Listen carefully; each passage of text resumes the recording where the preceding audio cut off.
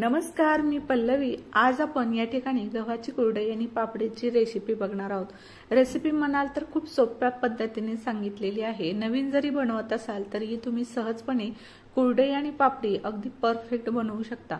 तुम्हाला यापेक्षाही सविस्तर रेसिपी पाहिजे असेल तर मी त्याची लिंक डिस्क्रिप्शन बॉक्समध्ये देणार आहे। या पहिले मी ही रेसिपी अपलोड केलेली आहे। त्यानंतर तांदळाचे खिचे सुद्धा मी शेअर केलेले आहेत। गव्हाची कुरडई आणि पापडी सुद्धा सोप्या पद्धतीने सांगण्याचा प्रयत्न केलेला आहे। चला मग रेसिपीला सुरुवात करूया।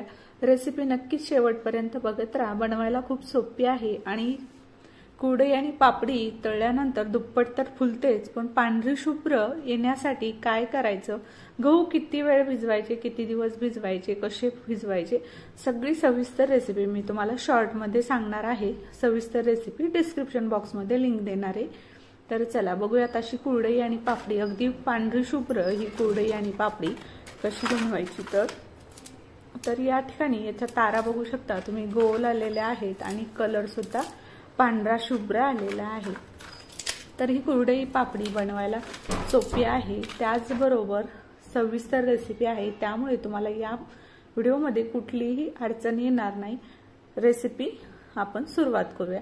तर या ठिकाणी मी 2 दिवस गहू भिजवून घेतले होते। तर हे 1 किलो गहू आहेत। भिजल्यानंतर यामधला चीक अलगद असा बाहेर निघतो। 2-3 दिवस किंवा 4 दिवस सुद्धा गहू भिजवले तरीही चालतं, पण रोज पाणी बदलायचं म्हणजे जास्त वास येणार नाही। गहू भिजवल्यानंतर गहू स्वच्छ धुवून घ्यायचे। धुतल्यानंतर मिक्सरला 2 ते 3 भागामध्ये बारीक करायचे। जास्त बारीक केल्यानंतर त्याची ताम ही त्या चिकामध्ये उतरते आणि कुरडई पापडी लाल होते। त्यामुळे अगदी जास्त बारीक न करता आबडधोबड हे गहू मिक्सर चालू बंद करून फिरवायचे आहेत। फिरवल्यानंतर त्याचा सगळा चीक काढून घ्यायचा आहे।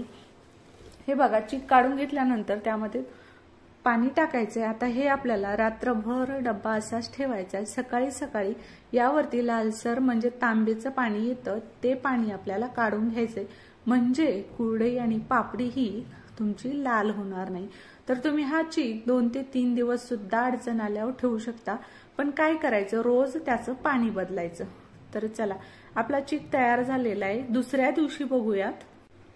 दुसऱ्या दिवशी डब्बा उघडल्यानंतर तुम्हाला या चिकावरती असं लालसर रंगाचं पाणी आलेलं दिसल। तर मी हे आदल्या दिवशी एक वेळेस पाणी काढून दुसरं पाणी टाकून परत हे तिसऱ्या दिवशी पाणी काढून घेतलेलं आहे। तुम्ही दुसऱ्या दिवशी सुद्धा त्यावरच असं लालसर पाणी काढून कुरडई आणि पापडी बनवायला चीक घेऊ शकता। तर या ठिकाणी असं अलगद जे वरचं पाणी आहे ते पूर्णपणे काढून घ्यायचे। तुम्हाला यापेक्षा जरी पांढरी कुरडई आणि पापडी हवी असेल तर तुम्ही हा चीक एकदा सुती कापडाने पातळ गाळून घेतला तर बारीकातले बारीक कण सुद्धा त्या कपड्यामध्ये अडकून कुरडई पापडी पांढरी शुभ्र येते। पण मी तसं न करता एक वेळेस हा चीक पूर्णाच्या चाळणीने आणि दुसऱ्या वेळेस सुजीच्या चाळणीने असा 2दाच करून गाळून घेतलाय, तरी सुद्धा मस्त कुरडई आणि पापडी पांढरी शुभ्र आलती। आता काय करायचं, जेवढं पाणी घेतलंय तेवढाच चीक घ्यायचा, म्हणजे जेवढा तुम्ही चीक घेतलाय या चिकामधलं जे पहिलं पाणी होतं ते काढून टाकलं होतं, दुसरं पाणी टाकलंय। जास्त घट्टही नाही जास्त पातळ नाही असा हा चीक ठेवायचा। त्यानंतर चवीपुरतं मीठ घालायचे। आता मी अर्ध पातेलं पाणी घेतलं होतं, ते अगदी कडकडीत गरम होऊ द्यायचे। अर्धच पातेलं चीक घेतलाय। आता वरचा जो चीक आहे त्याच्या तुम्ही पापड्या बनवल्या तरीही चालतं, आणि जी खाली खडी राहते घट्ट त्याची कुरडई बनवा, खूप छान कुरडई येते, म्हणजे अगदी पांढरी शुभ्र कुरडई येते। त्यामुळं काय करायचं, मी खालची जी खडी होती ती नंतर त्याच्या सुद्धा कुरड्या बनवल्या आणि याच्या सुद्धा कुरड्या बनवल्या होत्या। तर तुम्हाला पापडीची रेसिपी कशी बनवायची ते लिंक मी डिस्क्रिप्शन बॉक्समध्ये देणार आहे असं तुम्हाला म्हणलं, तर तुम्ही तिथे जाऊन बघू शकता। तर हे बघा, जेवढं पाणी घेतलं होतं तेवढंच चीक घेतला होता आणि काय करायचं, बेलण्याच्या साह्याने कडकडीत आदन आलं की बेलण्यानं, चमचा न वापरता बेलण्यानं हा चीक सोडत असा हटायचा। हटल्यानंतर तो तळाशी चिटकू नये त्यामुळे मध्ये मध्ये असा चमचाने हलवत राहायचं आणि 10 ते 15 मिनिटं हा चीक मस्त असा कमी गॅसवर झाकून शिजवायचा। आता मी इथे कढई स्टीलची वापरलेली आहे, पण जाड तळाची आहे। तुम्ही इथे ॲल्युमिनियमचं पातेलं सुद्धा वापरू शकता, शक्यतो त्याच पातेल्याचा वापर करतात, पण माझ्या कुरडया थोड्या होत्या आणि मी दोनदा करून बनवल्या आणि कढईचं तळ हे जाड होतं, त्यामुळेच मी स्टीलची कढई वापरली। चला, आपला चीक थोडासा पातळ झालेला आहे, म्हणजे चीक जो होता तो थोडासा माझ्याकडून पाणी जास्त झालं त्यामुळं, पण काही हरकत नाही, याची सुद्धा कुरडई खूप छान येते। पण काय होतं, ज्या तारा असतात ना त्या थोडा चपटा येतात। दुसऱ्या वेळेस मी बनवता वेळेस पाणी थोडंसं कमी घेतलं होतं, चीक पातळ होता म्हणून, तर कुरडईची तार ही गोल आलती। तर चला, पहिलं आदन होतं हे, तरी सुद्धा कुरडई छान आलती। मी तुम्हाला दोन्ही कुरडया तळून दाखवणार आहे, जास्त काही फरक पडत नाही, दोन्ही सुद्धा पांढऱ्या शुभ्र येतात। फक्त एकेची तार थोडीशी चप्पट आलती आणि एकेची गोल आलती। घट्ट जर चीक शिजवला तर तो अगदी गोल तार यायला लागते।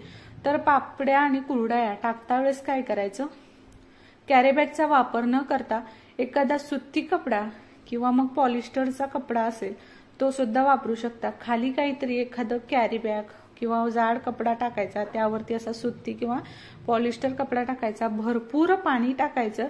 कपडा ओला जरी असला तरी पापडी आणि कुरडई टाकायच्या अगोदर पाण्याचा वापर करायचा, म्हणजे ती अलगद निघते आणि पटकन वाळायला मदत होते। तर नक्की पाणी वापरा। अशी कुरडई टाकायला लागले की पाण्याचा हात मारायचा। बघा, मस्त अशा कुरडया येत आहेत, पांढऱ्या शुभ्र आलेल्या आहेत। चला, आपण आता या तळून बघूयात। दुसऱ्या दिवशी कणकणीत उन्हाला वाळवून घेतल्या, आदल्या दिवशी सुद्धा बऱ्यापैकी वाळल्या होत्या, थोड्याफार राहिल्यात त्या दुसऱ्या दिवशी वाळतात। तर चला, तर हे बघा, पहिल्या आदनाची कुरडई थोडीशी चप्पड तार आलती, ती सुद्धा तळल्यानंतर मस्त दिसते। आणि हे दुसरं आदन बनवलं होतं थोडंसं घट्ट त्यापेक्षा, तर त्याची गोल तार आहे, ती सुद्धा कुरडई खूप छान झालती। आता ह्या पापड्या गव्हाच्या आहेत आणि खिचे सुद्धा तांदळाचे मी ते घेतलेले आहेत। तर या दोन्हीची लिंक मी डिस्क्रिप्शन बॉक्समध्ये दिलेली आहे, तुम्ही नक्कीच तो सुद्धा व्हिडिओ बघा। सविस्तर माहिती दिलेली आहे खिच्याची आणि पापड्यांची। तर चला, आपण सर्वात अगोदर या ठिकाणी पापडी तळून बघूयात। तर मस्त अशी पांढरी शुभ्र गव्हाची पापडी होते, चवीला खायला सगळ्यात छान गव्हाची पापडी लागते सगळ्या पापड्यांपेक्षा, तीही रसामध्ये। रस म्हटलं की गव्हाची पापडी आणि कुरडई खायला त्याबरोबर छान लागते। चला, आता मी जी पातळ थोडासा चीक झालता त्याची कुरडई तळून घेतली, तर बघा ती सुद्धा मस्त पांढरी शुभ्र आलेली आहे आणि तारा थोड्या चप्पड झालत्या, पण छान कुरडई दिसते। आता हे बघा, ज्याची गोल तार आली त्याची कुरडई तळल्यानंतर दुप्पट फुलते आणि पांढरा शुभ्र कलर येतो। चला, मग रेसिपी तुम्ही सुद्धा नक्कीच ट्राय करा, सोप्या पद्धतीने सांगितलेली आहे। अजून तुम्हाला काही विचारायचं असेल तर कमेंट बॉक्समध्ये नक्कीच विचारू शकता, त्याचं उत्तर मी नक्कीच तुम्हाला देईल। आणि डिस्क्रिप्शन बॉक्समध्ये जे लिंक दिलेली आहे त्या सुद्धा रेसिपीज तुम्ही नक्कीच बघा, यापेक्षाही सविस्तर आणि अचूक माहिती दिलेली आहे पापड्याची, त्यानंतर तांदळाचे खिचे पापड सुद्धा। तर चला, पापड्या आणि कुरडया दोन्ही सुद्धा मी तुम्हाला तळून दाखवलेले, मस्त तळल्यानंतर दुप्पट फुलतात, पांढऱ्या शुभ्र येतात। आता तुम्हाला तांदळाचा खिचा सुद्धा मी इथे तळून दाखवणार आहे, तो सुद्धा खूप मस्त तळल्यानंतर दुप्पट फुलतो आणि खुसखुशीत असा तयार होतो। बघा, हा जो जिऱ्यावाला दिसतोय तो तांदळाचा खिचा आहे, ही आपण बनवलेली कुरडई आहे। बघा, दोन्ही सुद्धा कुरडया मस्त पांढऱ्या शुभ्र आल्यात। तुम्हाला हाताने कुस्करून दाखवते, बघा मस्त अशा त्याच्या तारा आलेलेत आणि कुरडई पापडी मस्त झालेली आहे।